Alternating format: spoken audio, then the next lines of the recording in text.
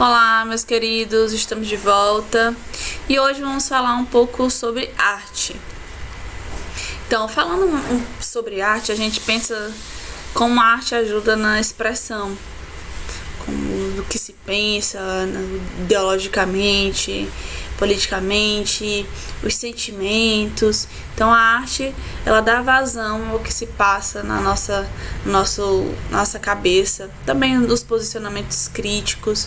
A arte, ela é uma ferramenta de contestação também. Então a arte também se estabelece falar sobre os padrões de arte, sobre o que é, as visões que se tem sobre o que é bonito, sobre o que é belo, o que não é, enfim. Sobre esse tema a gente vai discutir mais na nossa aula. Então a arte surge com essa necessidade do ser humano de expor o que está sentindo, de uma forma geral. E ela pode ser percebida além do tempo e do espaço. Então a gente pode fazer uma análise na história e dizer como a arte ela vai tendo assim as suas ressignificações, as suas interpretações. Enfim, a própria arte ela significa técnica. Então, se a gente for pensar, algumas expressões que são utilizadas no nosso cotidiano, como por exemplo, a arte da política, a arte do convencimento, de persuasão. Então, vem dessa palavra do latim, né, técnica, que era vista inicialmente como um domínio de uma técnica. Então, por isso a expressão que até hoje nós utilizamos, né? Fulano tem a arte do futebol, a arte da oratória, como sendo uma pessoa que controla, que tem, aliás, o domínio de uma habilidade. Só que esse sentido, essa interpretação, ela foi passando por algumas variações ao longo da história. E sobre isso é o que a gente vai começar falando na antiguidade. Então, como eu falei, a arte a gente pode compreender um contexto social a partir das expressões artísticas daquela época. Então, na antiguidade, as pinturas rupestres, por exemplo, foram utilizadas como fontes históricas para analisar os registros que foram deixados.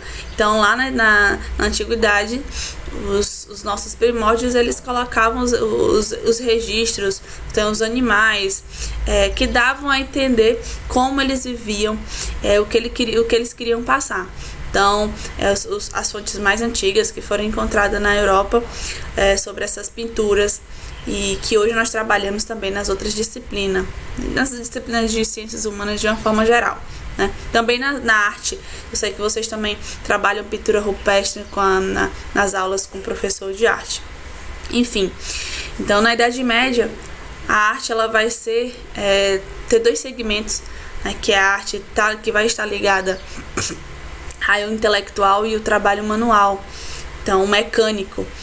A arte liberal vai ser a arte que vai estar ligada ao conhecimento intelectual, como, por exemplo, a retórica, a gramática, a geometria.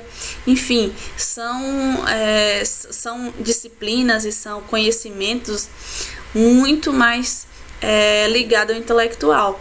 Já o mecânico são as artes como a tecelagem, a agricultura, a escultura. Então, algo que não está tão ligado aí ao intelectual, muito mais ao manual.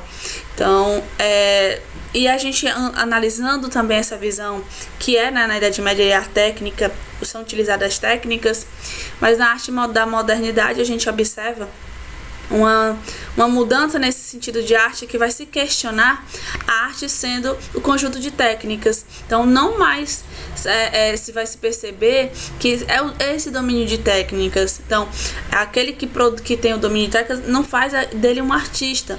Então, o artista, para ser artista, vai ser necessário elementos além da habilidade e do domínio das técnicas.